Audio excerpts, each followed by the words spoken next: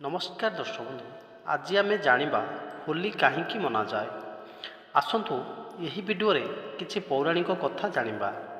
प्राचीन काल रे हिरण्यकश्यप नामक जड़े राक्षस थिला। कठिन तपस्या करी से ब्रह्मा को प्रसन्न करथिले।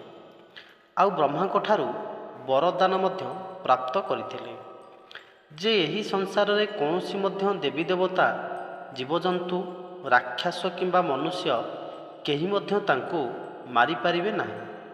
से राति रे मरी पारिबे ना ही दिन रे, ना पृथ्वी उपरे ना आकाश रे, ना घरे मरी पारिबे ना ही बाहरे, ना ही कौनसी अस्त्रशस्त्र रे। एमिति वरदान पाई से निजको भगवान मानिबाकू लागिला। से तांकर प्रजामानक उपरे अत्याचार करने लगिला। से कहूथिला, भगवान विष्णुक परी मते मध्य पूजा कर। जो माने तांकर पूजा करुथिले से तांको छाड़ी देउथिले। तांकर एही आदर्श को तांकर पुत्र प्रहलाद मानि नथिले। से भगवान विष्णु को पूजा करुथिले। प्रहलाद भगवान विष्णुकर परम भक्त थिले। तांको उपरे भगवान विष्णुଙ୍କର असीम कृपा थिला। हिरण्यकश्यप तांको आगरे निज पुत्र भगवान विष्णु को पूजा करिथुआ देखि बहुत प्रकार दंड देइतिले। सेथिरे मध्य प्रहलाद डरि नथिले। तापरे मध्य प्रहलाद भगवान विष्णुଙ୍କର पूजा करुथिले।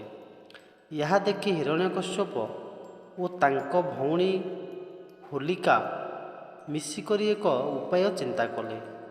होलिका प्रहलाद को धरी अग्निर चिता उपरे बसिले।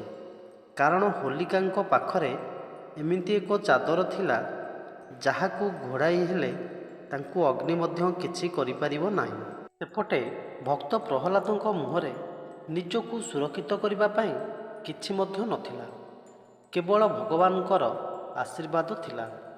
जेमिति ही होलिका प्रहलादंकु नेई अग्नि मध्यरे प्रवेश कले, भगवान विष्णुଙ୍କ कृपारू ସେହି ଚାଦର ହୋଲିକାଙ୍କ ଠାରୁ ଉଡ଼ି ଭକ୍ତ ପ୍ରହଲାଦଙ୍କ ଉପରେ ପଡ଼ି ଯାଇଥିଲା।